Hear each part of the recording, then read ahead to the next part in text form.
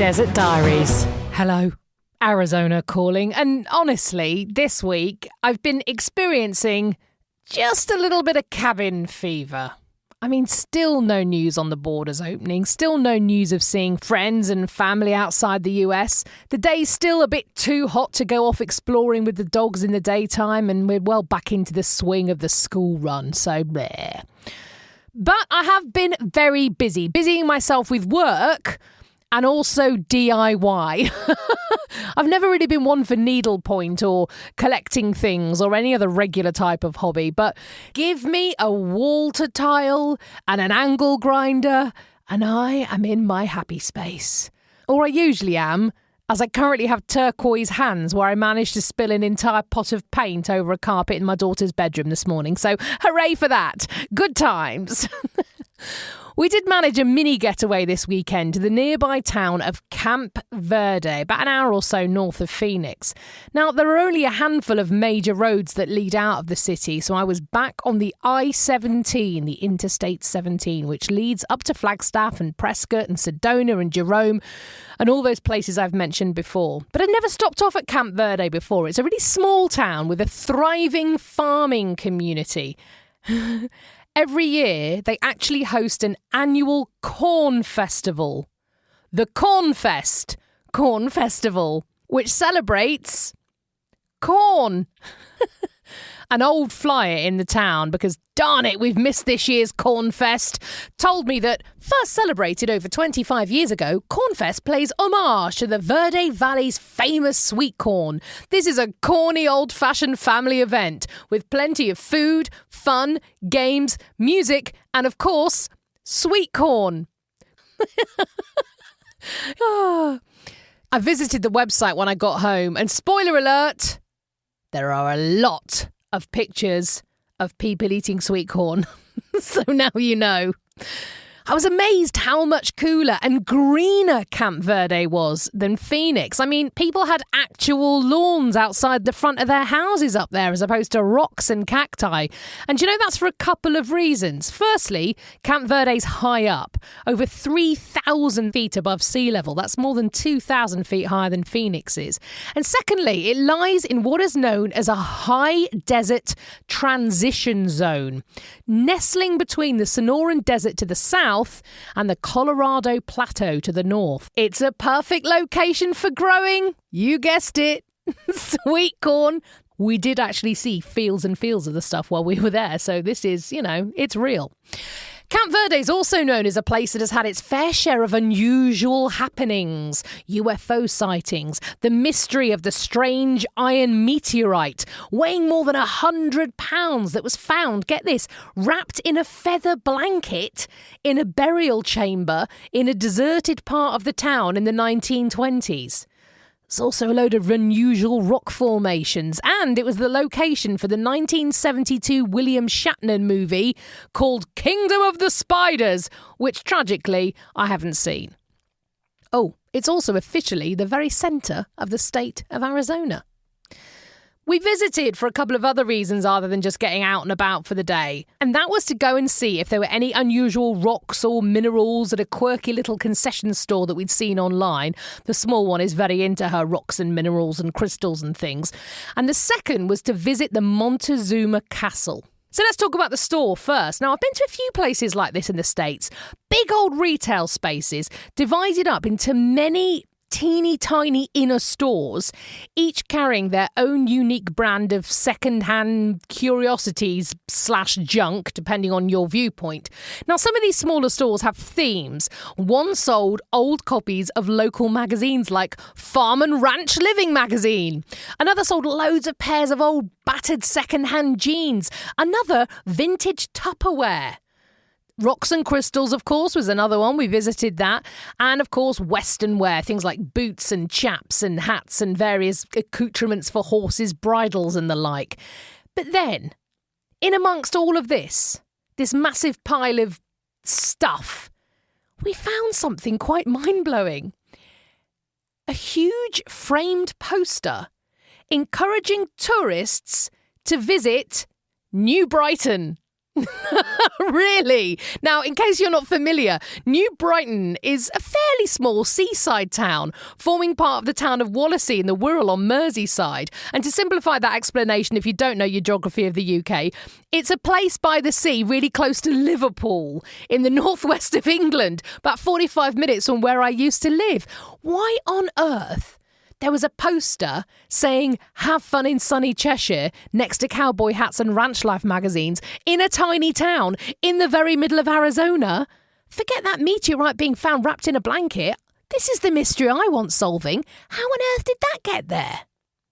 I put some pictures of the poster and the rest of the Camp Verde day out on my stories on Instagram, so do follow me at Sam Walker Radio. That's my handle on Instagram. So the second part of the trip, as I said, was a visit to the Montezuma Castle, which is amazing. Essentially, the Montezuma Castle is a large dwelling that was kind of built into and onto a limestone cliff overlooking Beaver Creek, which runs just north of Camp Verde. It's just extraordinary to see it. And it was built and occupied between 1100 and 1425 AD by the Sinagua people, whose descendants include people from the Native American, Yavapai and Hopi tribes. Now, the main structure was built over 5 floors. It had 20 rooms and, as I said, was used for more than 300 years. Until the 1950s, they actually allowed people to climb up into the castle itself, standing where its inhabitants had stood nearly 1,000 years before. Now, of course, it's fenced off, but you can still get up really close to it, and there's a great scale model of the foot of the structure. It's just well worth a visit to take this glimpse back into history. As soon as the weather's a bit cooler, I'm going to head back up and hike around the river up there in this neck of the woods. I might even try some of that local sweet corn. So look, I've got a bit more news for you, so do hang on if you want to hear that, but make sure the children aren't around, okay? But until next time, I'll see you in the desert. Now, before I head off, I promised you last week to tell you a bit more about a project that I've been working on for the last few months. Now, I cannot emphasise this enough. This is not something that's suitable for children to hear. If you do listen with your families, I know many of you do, please do make sure you press pause right now, get to a place where it's just people who are over 18, and then listen, if you want to. Because another warning, this is not an easy listen. So as a bit of background, in May this year, I was introduced to a man that I've come to know as KC. Now, it's not his real name. I don't even know where he lives. For a while, I didn't even know what he looked like. For the last couple of decades, KC has been making an extraordinary living. He finds and returns kidnapped children. He hunts down paedophiles and murderers. He cleans towns of drug houses and so many more completely unbelievable things. And he does it all outside the law. He's his own man. No police, no FBI, no warrants, no questions asked about his methods until now. Because I've asked him those questions.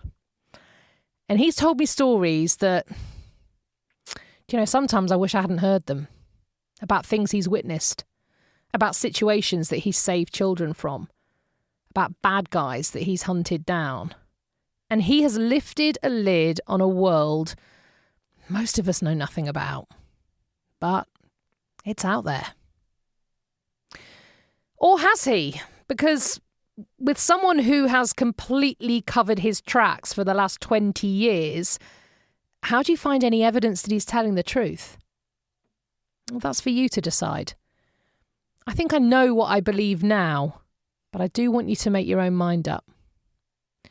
The show is called American Vigilante, and you can find it on your podcast app now with another bit of teaser audio on there. So please, please do follow so you don't miss any forthcoming teasers or that first episode. It's launching on September the 13th, and so you are the very, very first ears to hear this. I'd really love to know what you think. Do reach out to me on Twitter @WalkerSam, or on Facebook, facebook.com/seeyouinthedesert. Again, please, this is not for the ears of children. It contains descriptions of violence and very, very strong language. Here is American Vigilante. I'm a hunter. It's what I do.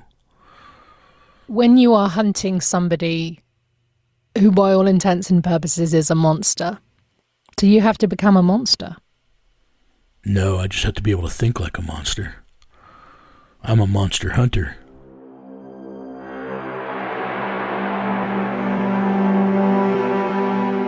Well, this is going to piss a lot of people off. It really is. But, I've never been a liar, and I ain't going to start now. Now, I don't give two fucking shits if you're a cop or a guy like me or anything. That kid now has no dad. That woman has no husband. That man was a United States Marine and a good fucking man. That's bullshit, Sam.